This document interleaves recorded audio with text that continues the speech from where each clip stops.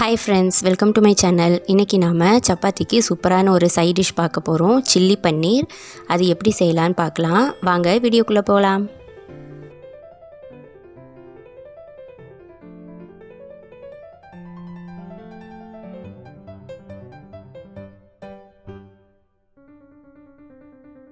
இப்போ வந்து 4 spoon oil add பண்ணிக்கோங்க.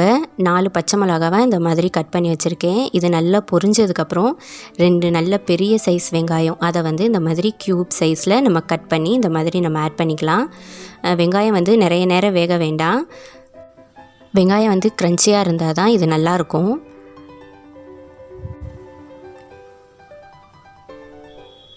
இப்போ வந்து வெங்காயம் நல்லா லைட்டாக வதங்கிருச்சு பாருங்கள். இப்போ இந்த ஸ்டேஜில் வந்து ஒரு சின்ன சைஸ் கேப்சிகமை அதுவும் இதே மாதிரி க்யூப் சைஸில் கட் பண்ணி ஆட் பண்ணிக்கலாம். தேவையான அளவு சால்ட் ஆட் பண்ணிக்கோங்க. இந்த கேப்சிகம் போட்டு ரொம்ப நேரம் வந்து கிண்ட வேணாம்.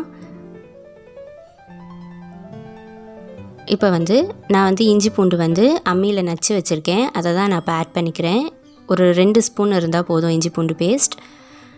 அந்த ரா ஸ்மெல் போனதுக்கப்புறம் ஒரு 1/2 ஸ்பூன் வந்து தனி மிளகாத்தூள் ஆட் பண்ணிக்கலாம்.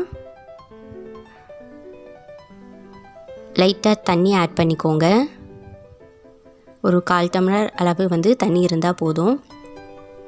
அந்த ரா ஸ்மெல் போகிற அளவுக்கு நல்லா கொதித்ததுக்கப்புறம் நம்ம வந்து சாஸஸ்லாம் ஆட் பண்ணிக்கலாம். நான் 2 ஸ்பூன் அளவு சோயா சாஸ் ஆட் பண்ணியிருக்கேன்.